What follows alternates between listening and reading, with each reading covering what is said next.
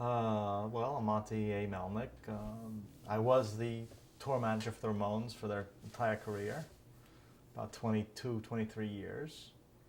Um, Before that, I mean, how far back you want to go? Where do you But want to start? talk a little bit, just where you grew up. Oh, I grew up in Queens, Forest Hills. Um, Went to Forest Hills High School. Went to Queensboro Community College, New York Community College.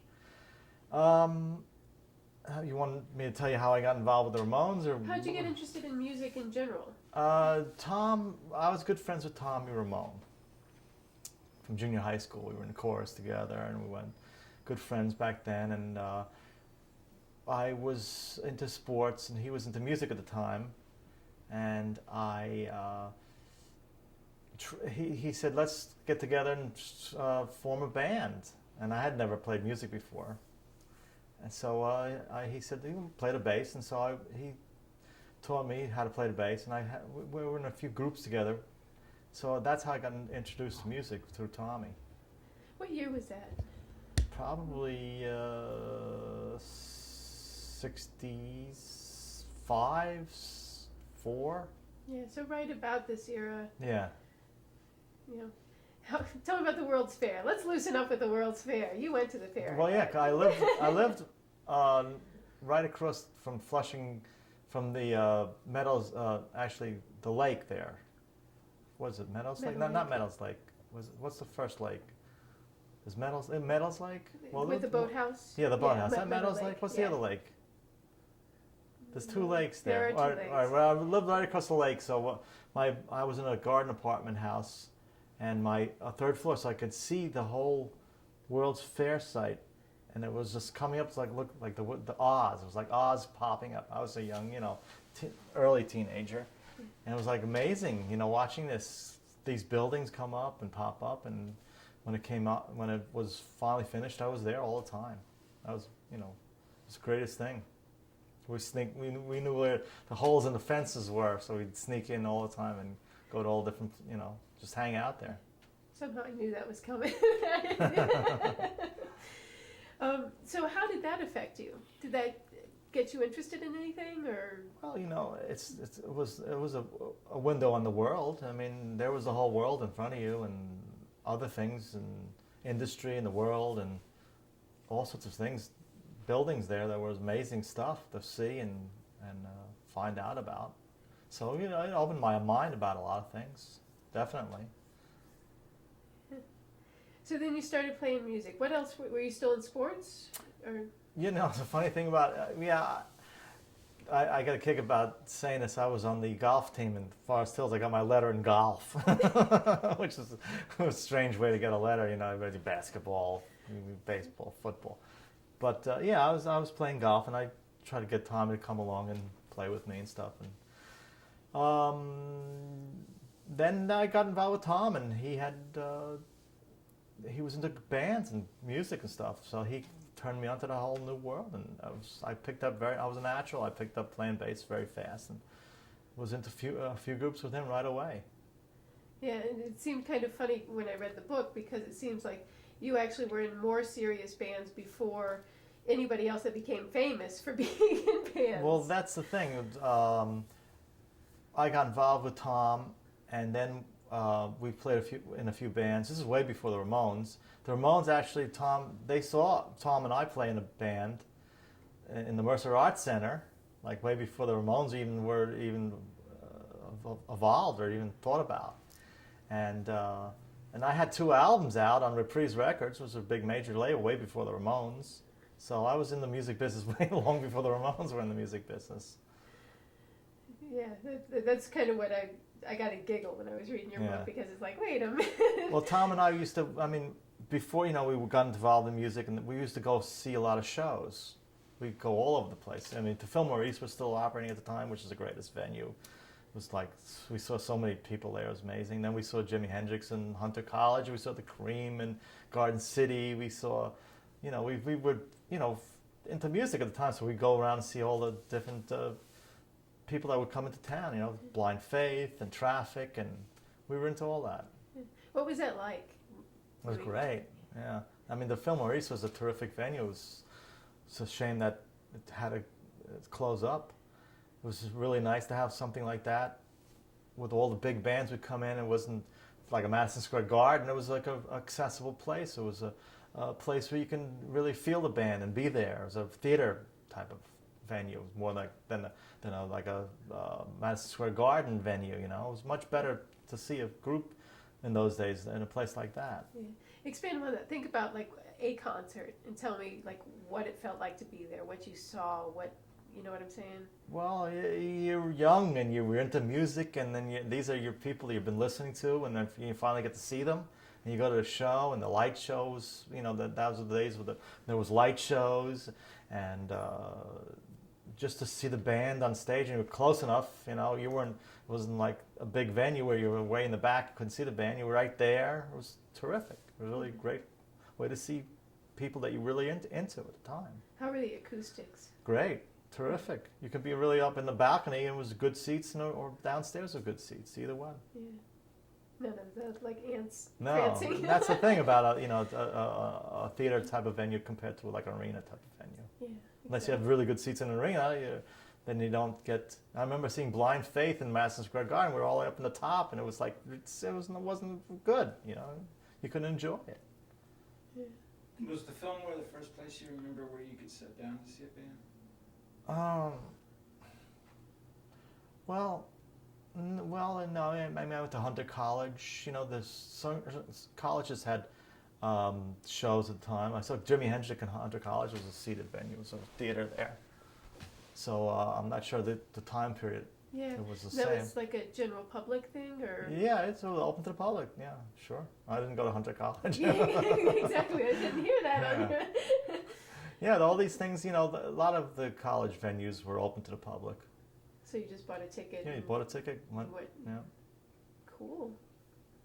Where else did you go? Well, there was venues like the World up in Mount Vernon, Action House on Long Island. So the Vagrants there, that was pretty good. So kind of being in Forest Hills, you kind of did the periphery. Yeah. You weren't just Manhattan. No, we went, wherever there was a good, you know, within, 10, 15, 20 miles, we'd go see a band. Did you guys have cars? Did you all Yeah. drive? Yeah. Did you drive into the city or you took the train? Sometimes we drive, sometimes we took a train. Depends. Was Manhattan a draw growing up? Like, was it like, got to go to the city, like the city? Well, a lot of things are happening in there. I mean, more than anywhere else. So you would be in the city more than anywhere else, basically. But not drawn for any reason other than an event. Well, there was more happening, and it's more clubs, more venues, more things, more. So it was concentrated in the city. So that's where you end up. Yeah.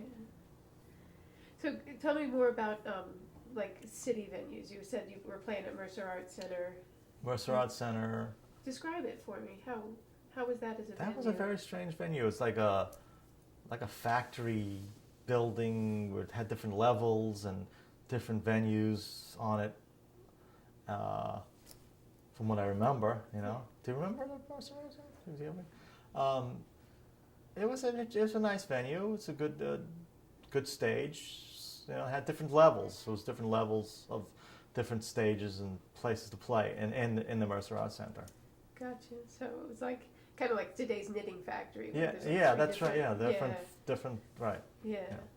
Cool. Yeah, that's why this is kind of really interesting for me because like I'm trying to visualize from what you're telling me. There's a lot of it I didn't go to. So. Yeah. So talk about, let's go back to you and getting into music. Did you have any aspirations when you started playing?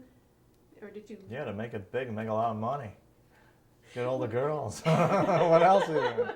Drugs, sex, and rock and roll. Money, what else, That's what you think about all these things when you get into it, And I enjoyed doing it, and I was kind of natural. I never took lessons or anything. Tom said, here's how you do it. Bum, bum, jam, bum, played, and got into into a band. And I was lucky enough to, after, I was in a couple groups with Tommy, and then I got into 30 Days Out, which was, we got signed to Reprise, so we went up a level and opened up for quite a few people. We opened up for Captain Beefheart in Long Island, actually in Staten Island, Beach Boys we opened up for Quicksilver Messenger Service, Tom Rush, you know. So it was kind of nice getting to that level. Yeah.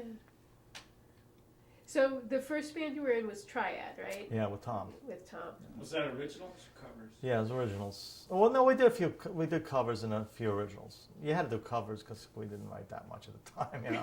That's right. What are you writing? So who was writing the songs? Well, Did you get into Tom was. most of I wrote a couple, but Tom was basically. He was into music a lot longer than I was, and he was a real musician. You know, played guitar and other instruments, and he wrote music. So Tommy wrote a lot of music. So then 30 Days Out, and then you started. And So go ahead. Yeah, go ahead. No, go ahead. Well, yeah, it was the Triad and 30 Days Out. We did a couple. They came back to New York after that, you know, split up, and then I went into another group with Tommy called Butch, and Jeff Salen from Tough Darts, the guitar player. We had a group together, and Harry I think he's playing with the Sick Fucks, a drummer now. So we had a group called Butch, and we played. That's where Johnny saw us at the Mercer Arts Center in that group. Yeah. And he was just a kid, Tommy, saying that, well, Monte was the best thing in that group, you know. He was just give Tom a hard time, you know. Imagine that. Yeah. And I think in the book you had said that you went through a phase where you were doing jingles and freelance work too. Yeah, that was between Butch and 30 Days Out. How did you get that going? Because that's another aspect we want to explore, is kind of the whole studio system and how it changed. Well, the people I was in 30 Days Out, Jack Malkin, he owned a studio. He had a lot of connections. And Dick Charles Studios in New York, he was an engineer. So he had some contacts, and they got some contacts for jingles and stuff. So you were doing more writing at that point, or you were just Well, no, I was just playing for the thing, Gotcha. playing bass. Yeah. So tell me about the studio life. I mean, how was that? And because that changed dramatically from 65 to 75, you know, in terms of introducing multi-track recording and. Well, it was very simple in those days, you know. You didn't have as many tracks and all this computerized things. It was just, well, you know, just go in and play and put it down on tape, and you had a few tracks to put it down. Now you can layer upon layer upon layer, and do all sorts of finagling with the computers now, and you don't even need a studio anymore. You just need a little box, a computer box, and you can have a studio in your house. So that's how it's changed quite a bit. Yeah. So what did it feel like? I mean, was there pressure? Was it going to the office? Was it, you know what I mean? No, it was fun. It was, studios are fun places if you're having a good time and playing music. It's like, it's an experience, you know. You go in there and then you're behind the glass, and there's all this equipment the other side, and it's a big production stuff in the studio. So it's nice. Now it's just you go into somebody's living room, you can do the same thing, you know. Exactly. It's a little bit frightening, really. So did it change your musical style at all, or was it pretty much you weren't really in the era of the live recordings, like you didn't have to be live? No. You had your options, especially doing jingles, because Yeah. Yeah. And were you working mostly with the guys from the band, or were you working with other people? The guys in the band at the time, we did a few jingles at the time. Yeah. So you weren't really involved with a lot of other studio musicians, like No, that's how no. they. It was just that was a brief just a gig. venture into it. Exactly. Yeah. Like, hey, let's do this. Okay, why not? I actually did a brief venture. I mentioned in the book. I hooked up with somebody who was a writer that was involved in the Sioux City Symphony, and he wrote a rock, like opera type of stuff. And he was invited by the Sioux City Symphony to do the show in Sioux City with the orchestra and the rock band. So I actually played like a Procol Harum type of thing in the Sioux City Symphony Orchestra behind me on stage. That was quite a thing. That was interesting. It must have felt weird. It was interesting, you know, playing your bass and the rock guitars, and that's the whole symphony behind you. I bet. We rehearsed with them and stuff. It was very nice. Cool. So you had a pretty good run. Well, yeah, I did a few things. How did that fit with your aspirations? That was great at the time, you know. You're doing what you want, and you have a symphony behind you. Not so bad. No, it's good. It's good. What do you, if anything, what do you think the effect of multi-track recording had on music? Interesting. Multi-track recording. That's a hard question. I don't know. It is. I mean, did it take some of the life out of it, some of the spontaneity? No, it just added more to it. It was just another layer that you could add on to your music. I mean, if you could thought of other things to layer onto the song, you layer it on with the multi-track, you know? So kind of more of a building block than taking anything it away. probably added more. It was, you know, like mono to stereo.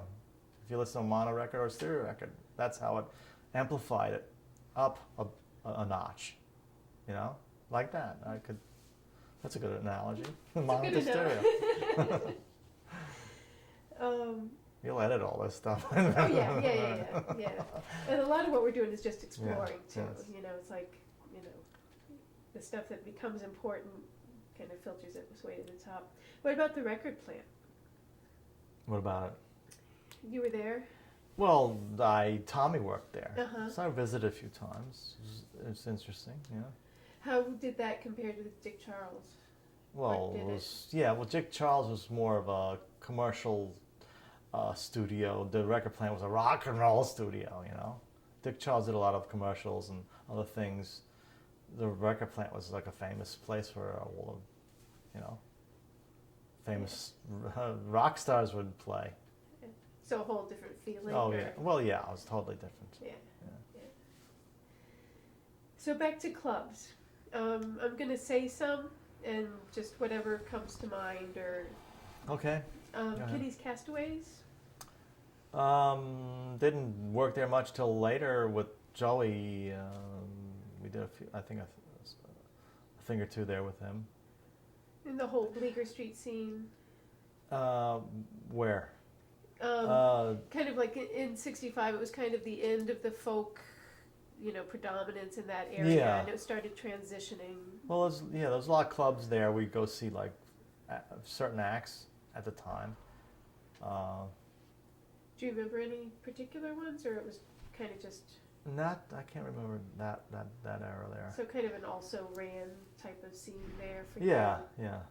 A lot of folk, Bleecker Street folk acts and stuff around that area. Cafe Wah, I think we played there with Tommy. I played there once. Remember that? Yeah, that was a good one. What was that like? It was cool, you know. That was like a well-known place at the time. It was nice playing there, getting a small gig there. Yeah, that was kind of a happening spot. So to get a gig meant you were doing something. Yeah. Well, Yeah. you know, it was like maybe a Sunday afternoon gig or something, but we played, you know. We were still there. Yeah. What about Club 82? We hung out there a bit. It was a trendy place. Trendy.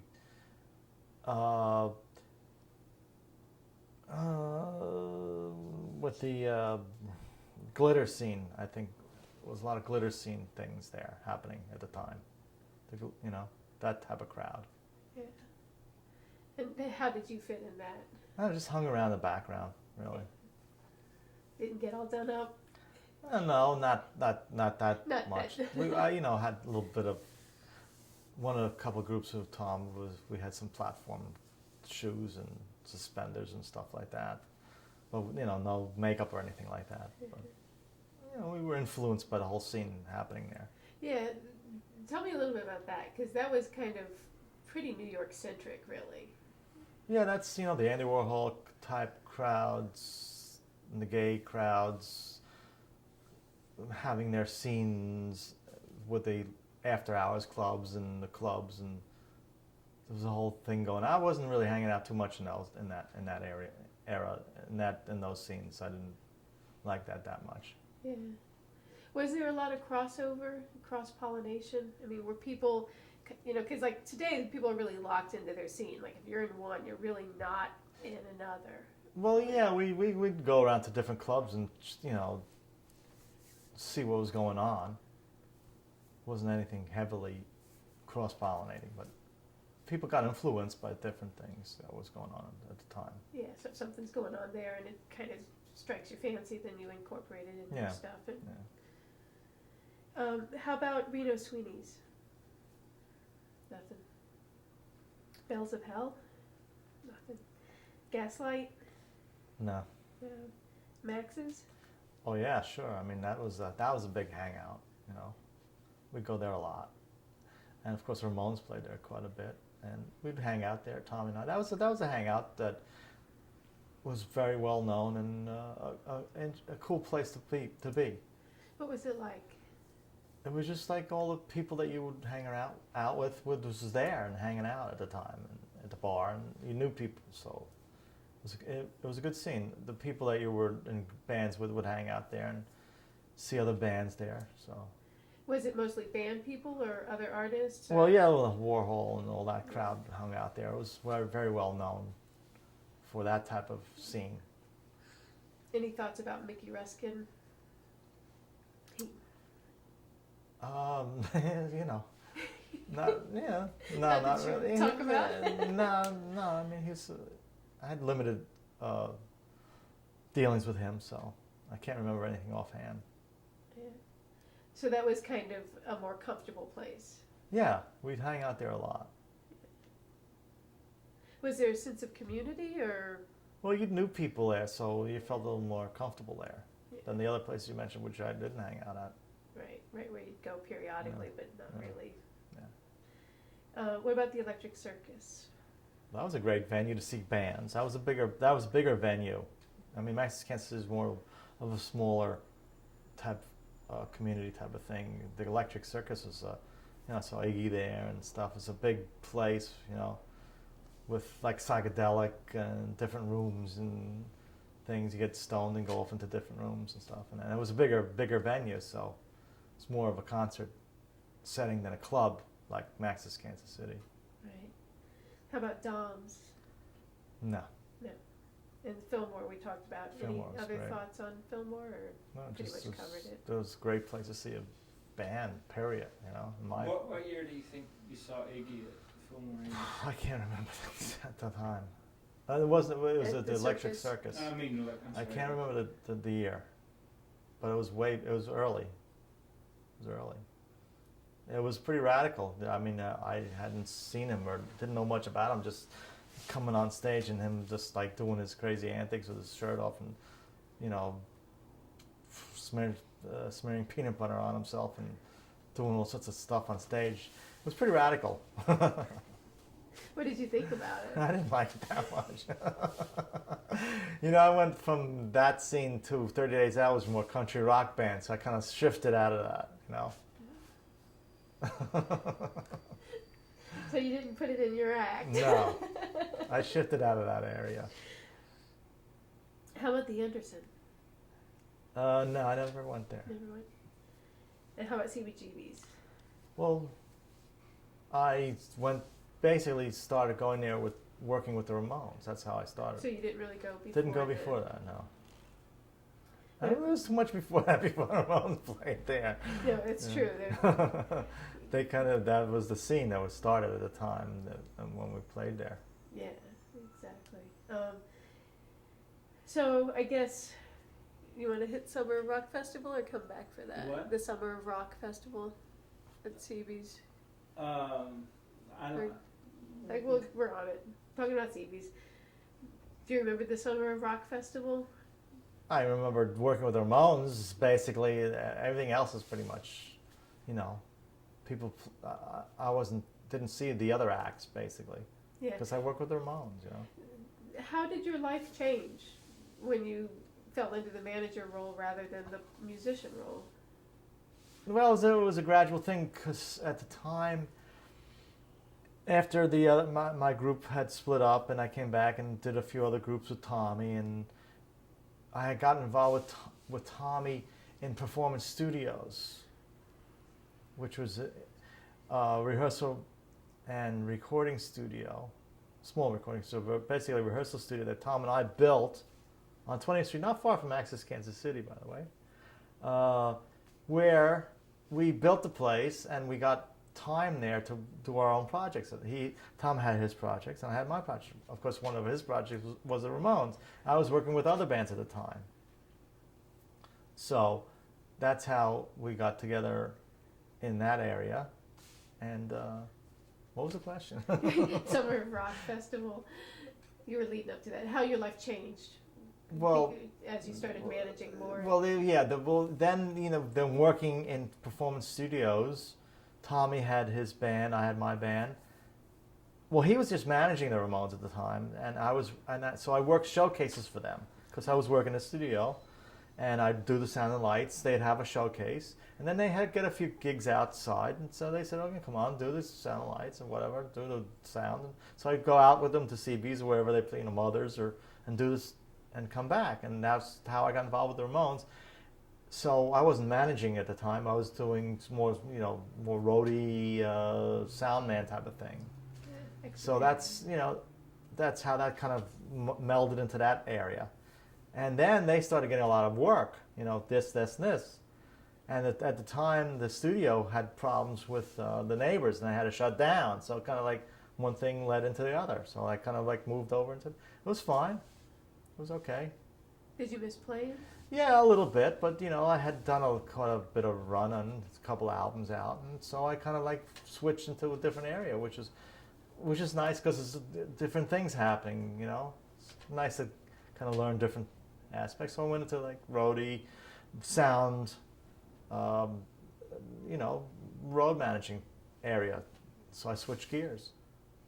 Did it change your appreciation of the shows? I mean, because obviously when you're working, you're in a different head than when you're just going. Yeah, but you realize there's a lot of work behind a show. People don't realize there's a lot of people besides the band that make the band sound good and look good and actually why they're there. So you see it's nice working behind the scenes to see what's happened for the band. Yeah. So, do you think the Summer of Rock Festival changed New York in any way? Well, yeah, because it got a big publicity, like worldwide publicity type of focus on what was going on in the area at CBGB's. Like an international focus. All of a sudden, hey, something's going on down there. Summer of Rock, they got a lot of big publicity. Of course, the Ramones got the bulk of it, which was great, and it took off. What do you think Hilly did for New York, if anything? Hilly was, having a club. He was open enough to let people play other than what he originally wanted the club to be, which was the country rock bluegrass club. So he figured, let's let everybody else play, and whatever I guess was making money for him, that took off. Happened to be it created a scene down there. Did you go to any of his other bars, or weren't even really aware? No, what else did he own? I didn't know. What else? He had other bars? He had two others. Really? Yeah. Where? What? Yeah. One was on 8th Street, which was called what? Hilly's Chili or something. Yeah, Hilly's. I didn't know he had other places. I think he ran the Anderson. Yeah, I heard he ran the Anderson. Yeah, and then there was a place on 13th Street for a No. minute. Yeah. It's just I had just dealings with CBGBs. Yeah, so you weren't really aware of him as a, venue creator. Just from CBs. That's all I knew him from. Was his demeanor pretty much the same? Yeah, pretty much like it's kind of the background there. Hey, huh? Yeah. Nice guy, very friendly. Basically, never bothered us or anything. Gave us any problems. Very, very friendly, but kind of like way in the back. Yeah, he seemed to like to just take care of business. Yeah. Here's my club. Have at it. Yeah, basically I dealt with other people more than never really dealt with him directly. Really, it was more as other people that were running the place for him. So the next thing was the rehearsal spaces, which we already talked about. How did you guys get started with performance studios? What made you? Just another fluke. My cousin was a locksmith installing locks, and he got a call on 20th Street. This woman had a loft, and she was putting in locks. And she asked him if he knew anybody in the music business interested in helping her out. He knew me, and I went down and I brought in Tommy. It's just like, things kind of happen like that, you know. Yeah. So Tom and I got together with this woman who, of course, had money, and she had the loft, wanted to open up a rehearsal studio, recording studio for an act that she had. But she also wanted to make money. She wanted to build a place, have it for her act, but also, you know, make some money. So I came in with Tom. We designed the place, built the place, kind of had an idea of how rehearsals, because we rehearsed in other places before, and it was great. It's like an amazing experience, just building from scratch up. Yeah, it had to be fun. Yeah, it was good. And you know, involved into like space where Tom had his projects, I had my projects. We did a little recording, we did a lot of showcases and stuff, and a lot of rehearsals. A lot of people rehearsed there. Yeah, because you guys actually did a bunch of shows. I mean, because not just showcases. It was a show, but you did some.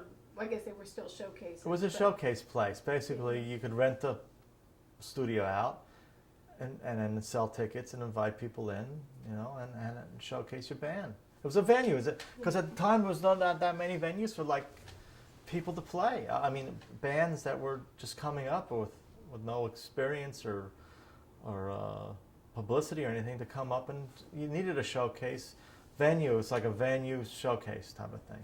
Yeah, that's kind of where I was going with that. Yeah. It's like, you know, so while you're kind of there, tell me what the scene was. It's like, if you wanted to play, where did you go? At the time, there was not that many places around because the Mercer closed. CBGB's really wasn't happening at the time. You know, it hadn't started yet. And the clubs were very tight. There was nothing really for a young band to go and play. So we kind of opened up another venue. No, it wasn't a venue, which is a place, do a showcase, but charge some money, you know, a couple bucks, and bring, you know, publicity and bring people in, and a venue for young bands to play. Yeah, So a few of them did that. You had the equipment, so Yeah. What were you going to say? It was an interesting space, you know, and we had the lights, sound, and we could do a little 4-track recording too. Cool. What were other rehearsal spaces like at the time? Very, you know, primitive and limited. Small, you know, basements and dingy holes. Or expensive places like SIR, or, you know, which you couldn't afford unless you were a big band that had a lot of money. So it wasn't, you know, it was either or. Yeah. So who were some of the bands that rehearsed there? Oh, the Dolls, Persuasions, Blondie did a few things, bands like that. Did they influence you at all, or you were just kind of given them a room and there you go? No. I watched a few of them, and if I was there, or Tom would, it was him and I managing a place, so sometimes he would be there or I'd be there. So again, kind of just a job, not Yeah, really, that was more of a job, yeah. Yeah, not like, hey, this is excellent, you know? No. So then the Ramones came there in January of '74? Roughly, somewhere around there, yeah. Yeah. I have to check the exact date, but yeah, they came in with Tommy, who was just managing them at the time. What did you think? Forget about it, you know. I said it a few times. It's like, I was into other things at the time. I had 2 albums out. I was into groups that had harmony, 4-part harmony, you know, musicals, instruments playing, and, you know, solos and this, and it was a whole other world. Very radical. And seeing them in the early stages was raw and radical. It was rough, so I didn't like it. No. How did your musical taste change from '65 to '75? So from the time you started playing, what were you into? And then by '75? Well, you know,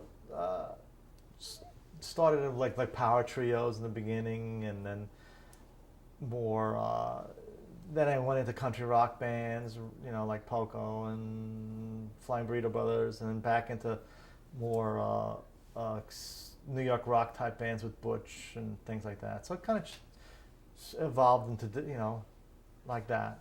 Yeah, and the bands you were in were pretty representative of your personal. Well, yeah, at the taste. time, Yeah. things shift. You kind of go along with it. You hope. Yeah. So talk to me a little bit about the cultural scene of the era. I mean, at the time, like the Bowery was very low rent. Yeah, the Lower East Side was a horrible place. You know, the ABC's avenues down there was bad. You didn't want to. You know, it was very bad neighborhood. Nobody was living down there, or you lived down there, and it was you know, it's very dangerous, and there's bums and welfare hotels and Salvation Army, and it wasn't a good area. It wasn't a good area. That's certainly changed to today. NYU's bought up the whole place, I think. Yeah, who recognizes it? So it was like, you know, it was interesting going there, kind of dangerous, and something was going on there, you know. It could be dangerous at times, but there was something. Of course, it was cheap to be there, so a lot of people moved down there, and a lot of the artists and the musicians moved into the area because it was cheap and reasonable. So things kind of gravitated to that area, from the West Village into the East. The West Village got too expensive, so they gravitated to the East Village. And that's kind of the cross-pollination idea. I mean, were they kind of hanging out together, or Who? the different artists, like the painters and the writers and the musicians? Yeah, sure. You know, they would. I think it's still the same, basically. The different areas now. I mean, what the Williamsburg area now is there's you get the artists and the musicians they kind of gravitated across the river to that area from the Lower East Side over there, or down near Katz's. What is that called down there? Well, there's the Lower East Side is like CBGB's. What do you consider like Ludlow Street and all that area? So it's kind of moved down there. Is it? That's the new Lower East Side. Well, the Lower East Side starts at Houston and goes down. So above that's the East Village. Oh, the East Village, then Lower East. All right. Yeah. So you know, then it's across the river. You know, wherever it's cheap, and you know, of course, artists and musicians kind of go to those places. They hung out together. Yeah, definitely. Yeah. And then to eliminate some of the danger, you hang out with. Well, yeah, because it's cheap and people are there, so the club's there. You get everybody kind of in the mix. Yeah. You know, Arturo was an artist. That's how he got involved in the group. Yeah.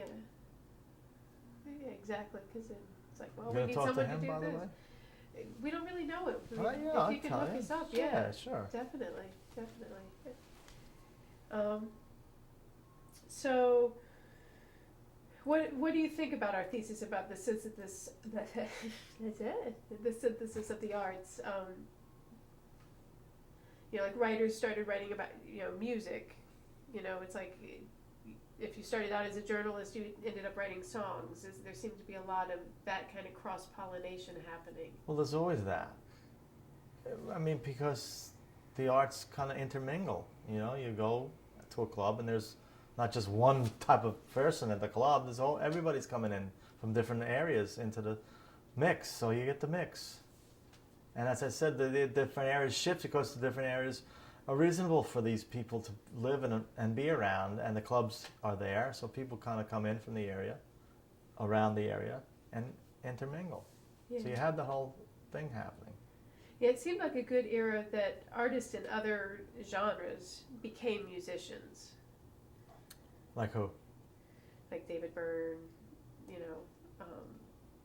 Richard Hell was Smith. a poet. Yeah, Patti Smith. Yeah, that's all type of arts, music are intermingled.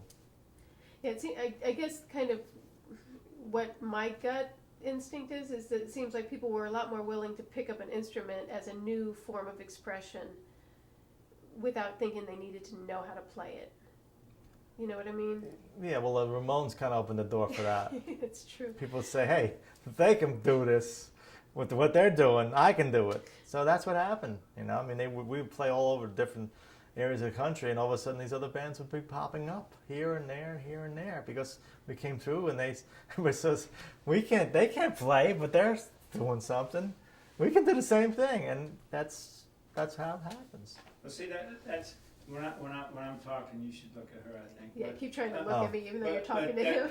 That's kind of the one of the points we're trying to make is that same thing happened in folk music, where the exact same thing happened where people said, well, hey, we can pick up guitars and we can write our own songs, and then it got really bloated and whatever happened, and then in '75, Kind of came back to it that. reversed itself again. Yeah. So we're trying to figure out those 10 years and why that happened and how it happened. Why it came back from being bloated to back to that?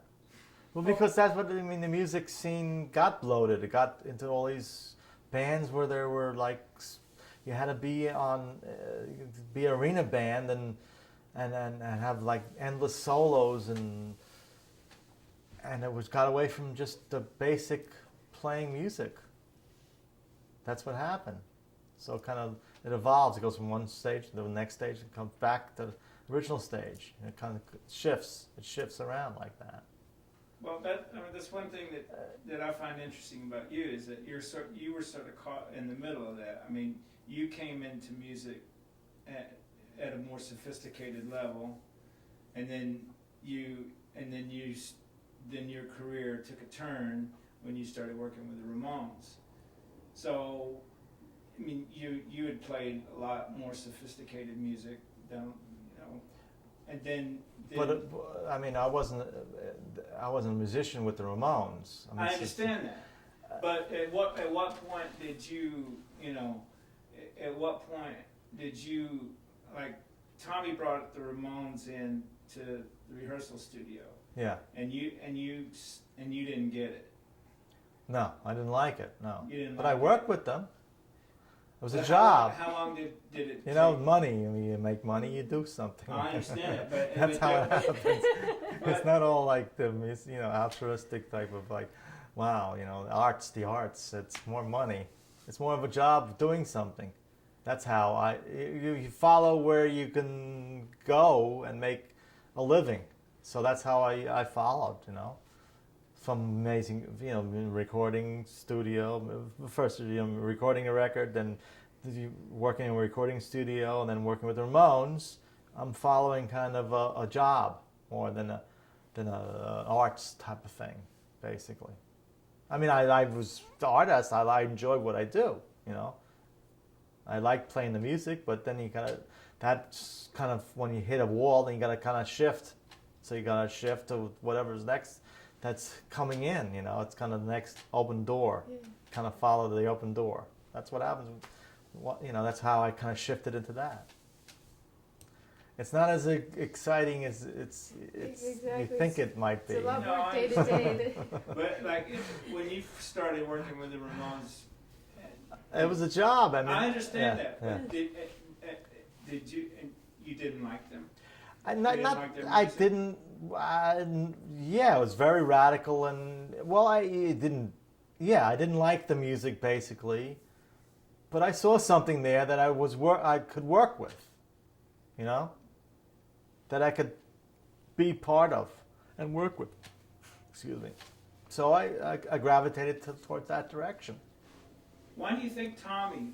What do you think Tommy saw that you didn't see? Because you guys have been very close. You guys have. Well, he had a more extensive view on the musical aspect of what they were talking about, and the shift in how they would capture the essence, a very primitive type of essence, and that people could relate to easily. That's what it was, very primitive and easily to relate to. You see the Ramones, you understand, it was there.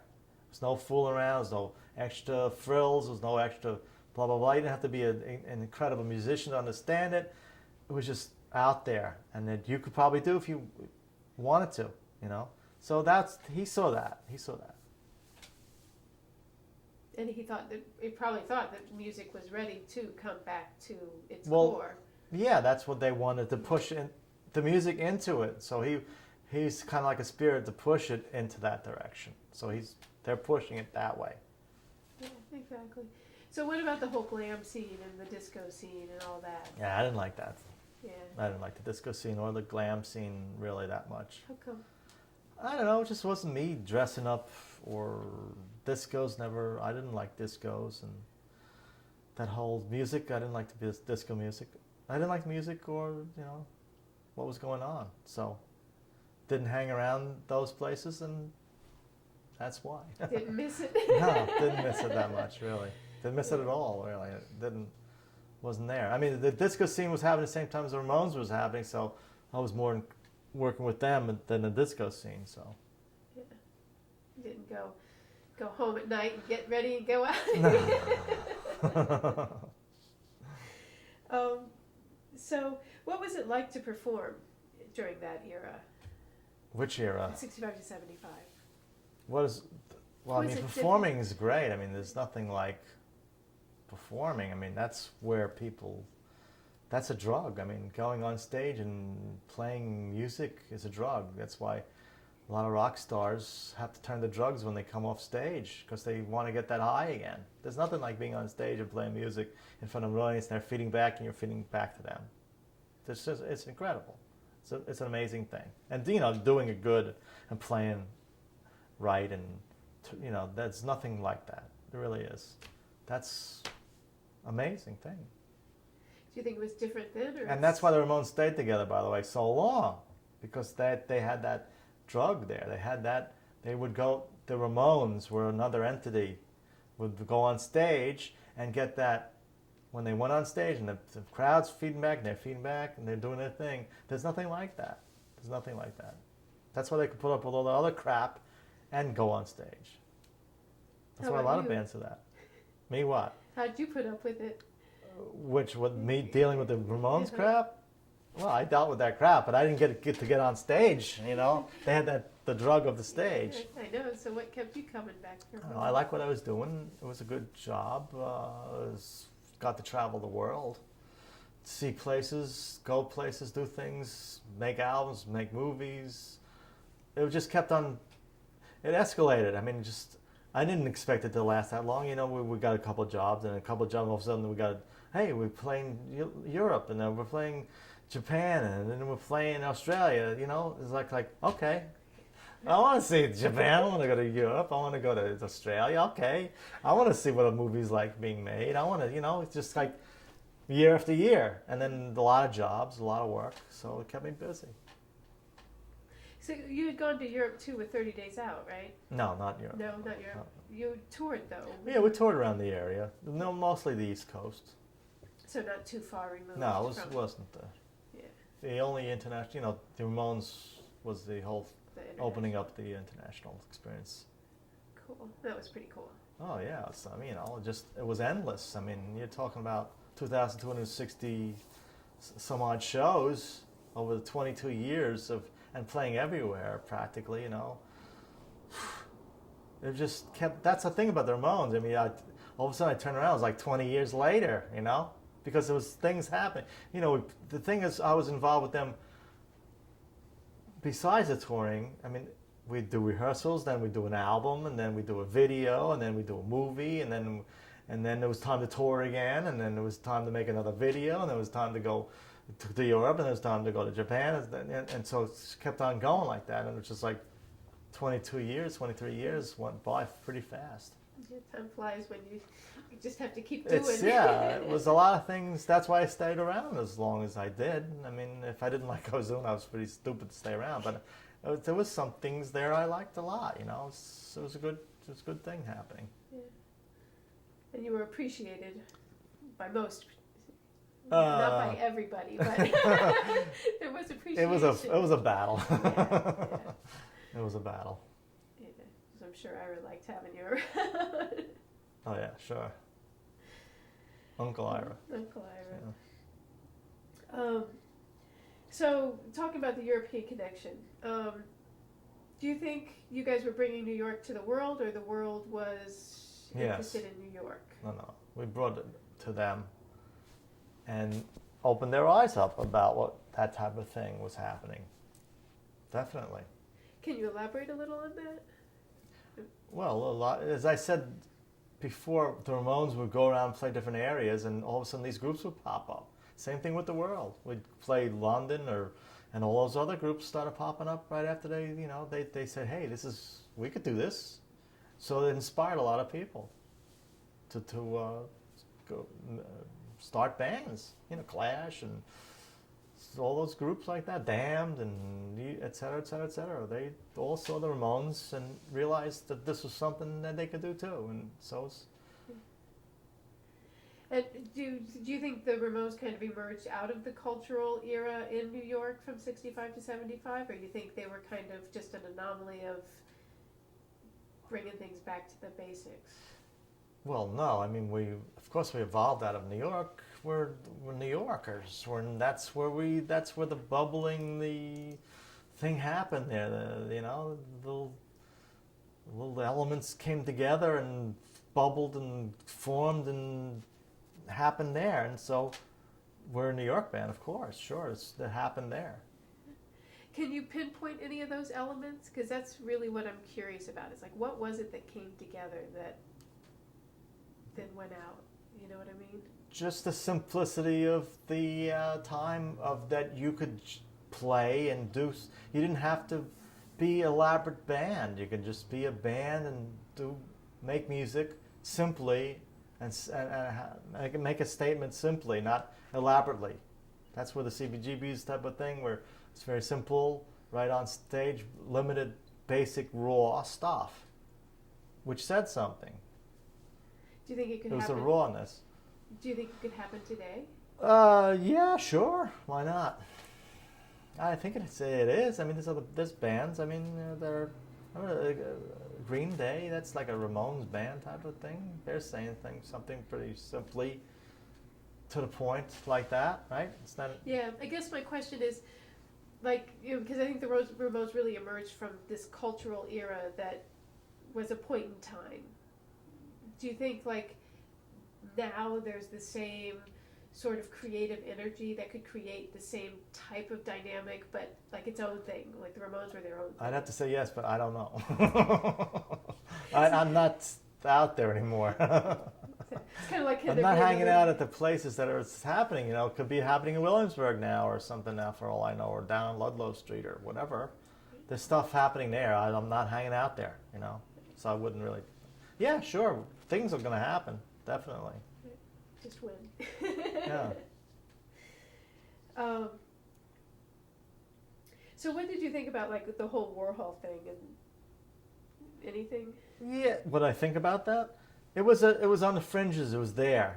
We knew there was the artsy thing with the Warhol and all the artists was around, and it was very big he was very big at the time. So he's more like a different level from us. I mean, we knew he was there. They would come around. The people kind of mingled a little bit, but they were more aloof. They were a different level. So it was a different thing, really. It was there, but not really with us. Right, you weren't in that circle. No, we weren't in the really heavy Warhol, Velvet Underground, Lou Reed type of that. No, it was different from the Ramones. It wasn't that heavy. Yeah. What about your feelings about the scene as a whole? The psychedelic parts, any feelings of Psychedelic parts? I mean, where are you going back now? I mean, where do you want to start? I mean, I like the psychedelic era. I went to Woodstock. I loved the whole Fillmore East thing with psychedelic with those light shows. I was into that. Acid, pots. That was a great time for me. I was young, that was my era. So I loved the whole thing. Jimi Hendrix, Cream, Doors. That was great. Great stuff. The music from that era is amazing. What can I say? More than that, And then how does that compare to like what came next, I guess? What, that to the punk scene? Yeah. Well, in my opinion, it was different. There were two different things. One was more, I could relate more to the psychedelic era. That's me, because of my age and all that. And that's what I grew up with. But the next thing was that the kids didn't have these things around, like Hendrix and Cream and the Doors. They didn't have these bands. They didn't have the film where it's happening. There was nothing for them. The next scene was this scene, the Ramones and the CBGB's type of scene. That was what they had. Fine, that's great. Right. So just an evolution. Yeah, it was just an evolution. The one was gone, and the other was there. I don't want to really compare them because they're two different things. Well, when you were going to like Fillmore East and and wrapped up in that psychedelic scene, do you remember how that felt? Because you and I are about the same age, and I was into that scene, and I remember being conscious I remember being conscious of that it had a feeling. Sure. Yeah. Well. Yeah. The nice. Yeah. I loved. It was a great thing. I love. It was. You know. Yeah, he's looking for you to tell us how you felt, like in the midst of it. Well, how do I remember? I was stoned. You know, they say if you remember, you weren't there. You know. So I don't remember. I was there, but I don't remember. No, it was great. I mean, it was my youth. The music was incredible. I don't know, maybe because of the drugs, but no, the bands, you can't compare the bands. It was just something amazing. Was it more than the exuberance of youth? All I can say is that was what I felt. I was young and I felt that, you know? Yeah, it's like, how do you know? 'Cause Yeah, that's your favorite I mean, record. I kind of say that the music was more sophisticated. I mean, you know, you get bands like Hendrix, Cream, The Who, that compared to like, you know, Green Day, either Ramones, Talking Heads, was a totally different thing, you know, in my opinion. But that's me, you know, what can I say? Well, I mean, I remember being very conscious during those days of,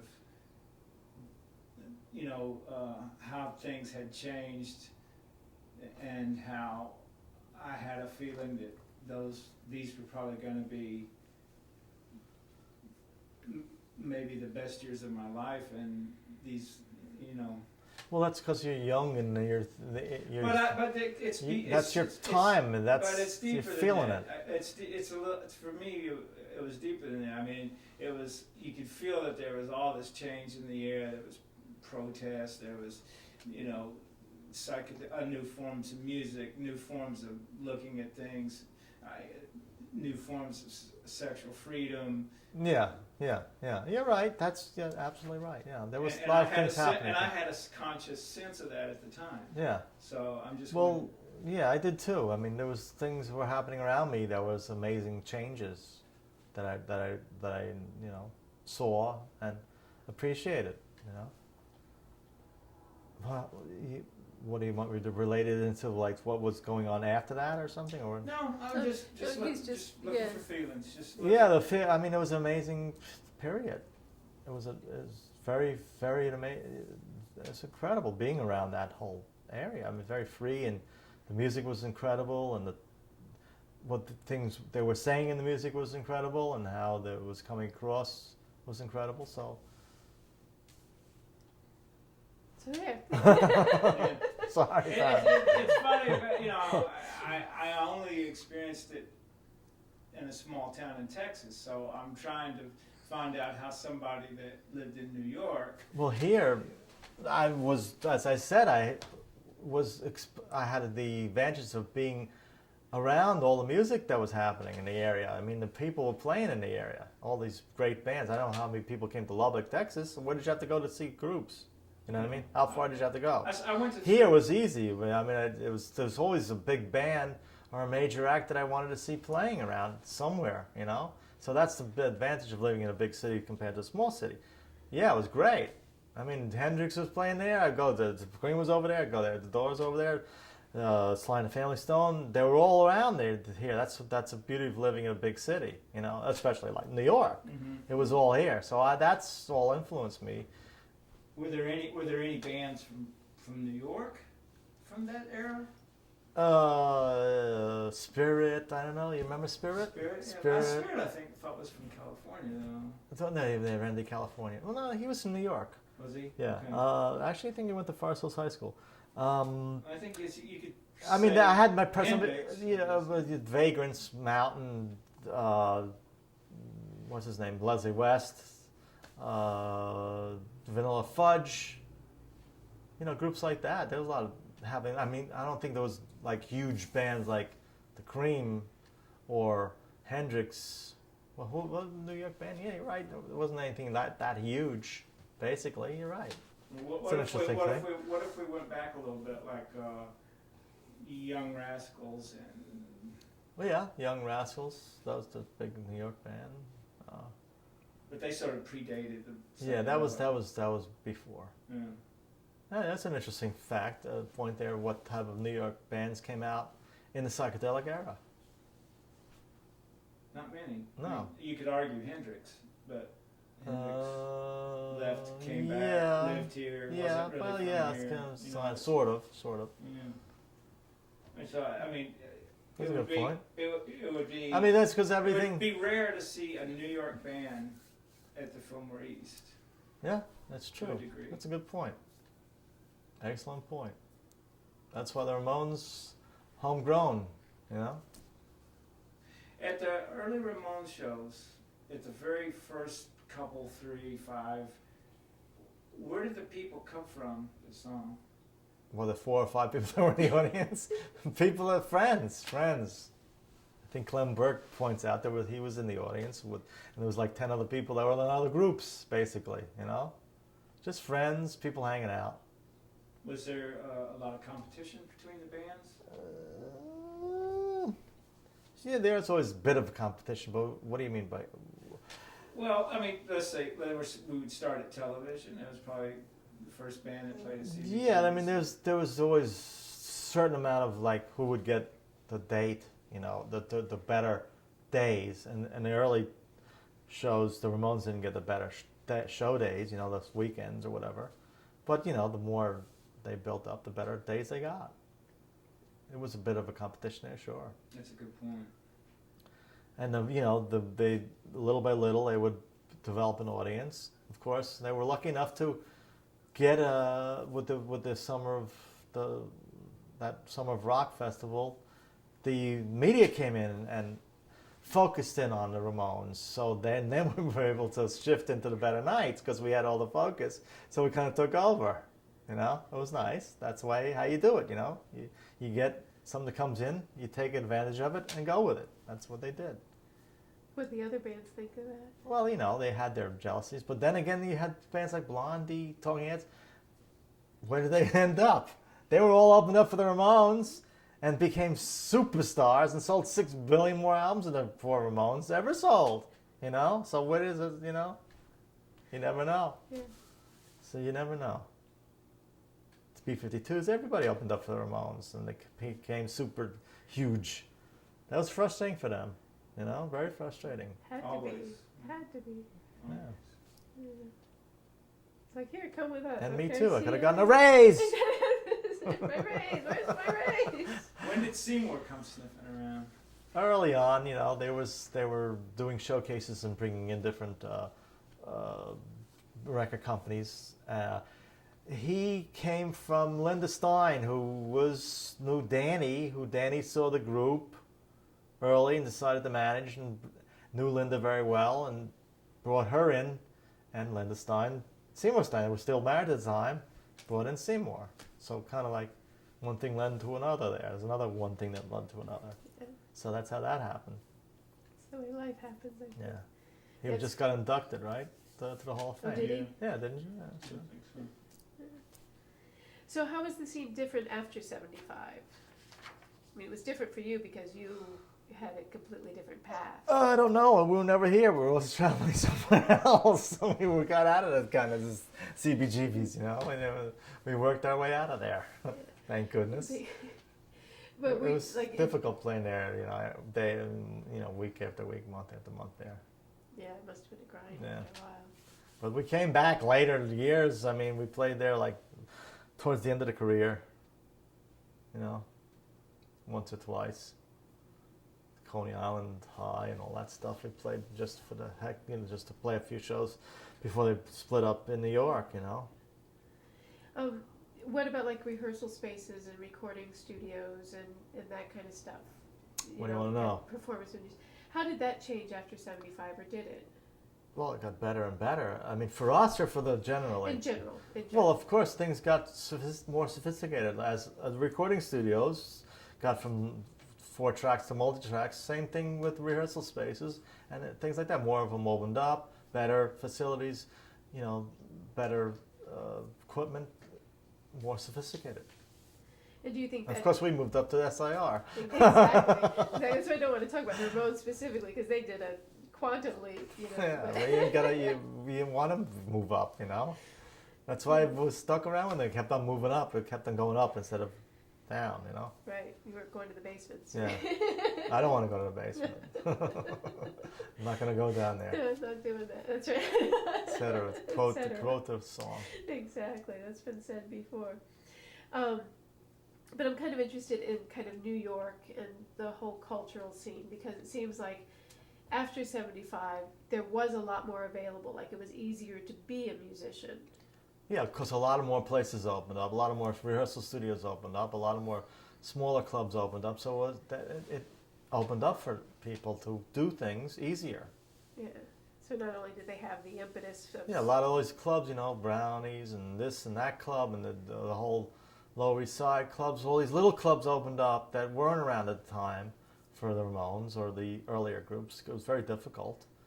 And that's great. And that spawns a lot of stuff. Exactly. So the last things were just like a handful of, you know, describe your relationship with. So the Ramones. I know, we've talked about You got to that. read that Is book it- there. That'll tell you about the whole... What do you mean? That's 22 years. How am I going to describe it? At what point He told me that. That's it. The No. book. See that? Read the book. You're going to understand the whole thing. one thing I wonder Plug it. about is there a point when you thought, I guess from playing out so much, they got really good? Did you get to the point where you said, geez, these guys are really good? Well, you know, they developed. From when they first started off to when they ended, it's a different band. They really developed into something that I could listen to actually and enjoy. Of course, they got more sophisticated. They put things together. In the early days, forget about it. It was like it was hard to listen to them. Well, you saw, I mean, in the movie, you saw what they were like. They start a song and they all play different songs. I mean, that's what they developed. And then I developed with them. You know, I worked with their sound and I worked with the crews. So we developed along the way. And of course, you know, 20, 30, 25 years later, you know, experience, practice makes perfect. You know, they actually got it down to something which was really enjoyable. How about with Ira and the role of business management? Well, it was great. You know, you always need someone with the business mind behind the scenes, looking at the figures and adding up and making sure all the beans are counted. Yeah. Do you think the role of business management changed from like 65 to 75? Oh yeah, I guess. I mean, it got more sophisticated. I mean, there was always the role of business manager. They were always there. I don't know. 'Cause I really can't say how it would really change. I'm not sure. You know what I mean? Yeah. To be more specific. How was it with 30 Days Out? I mean, what was your experience of? It's about the same. You know, you always had someone behind the accountants or behind the scenes counting the beans, and making sure things are right. You want to make sure you have someone behind the scenes that's counting all the beans and not sticking a few beans in his pocket, whatever, you know, or making, you know, that's a whole other area. That's another layer to the music business, which is there's the musicians, and then there's a crew, and then there's the manager, and then there's the accountants, and then there's the record company. You know, it's a whole different amount of different layers. And how about the promotion end of that? Did that change over time, or is that kind The of? promoters? Yeah. No, they're always there. I mean, you always get the good promoters and get the bad promoters. People that care, people that don't care. And how about your relationship with Seymour Stein? Well, he's great. I mean, he's one of the few people in the music business that knows music, which is very unusual. You know, one of the record business, the record companies, very few of them know anything about music. This guy knows a lot about music. Very good, very talented, and it's a pleasure to work with him. Do you think there are more like him now, or less? No, less. There's always less people in the record companies that know anything about music. Always less. It's unfortunate, you know. What do you think that's doing to music? Well, it hurts because they're bean counters. They're not into music, so they won't give certain bands a chance. Some bands need to be cultivated, which costs money, and so a lot of good music will be overlooked. Yeah. And how about your relationship with managers and labels and the miscellany of it? Okay, I mean, there's good ones, there's bad ones, there's people that are, you gotta adapt, and you work with what you're given. Yeah. Anything else you were looking for? Good. That's it. Unless you have anything you want to add. Yeah, buy the book. You see the book right here? He'll sign it. By the what? That's pretty intense. I hope I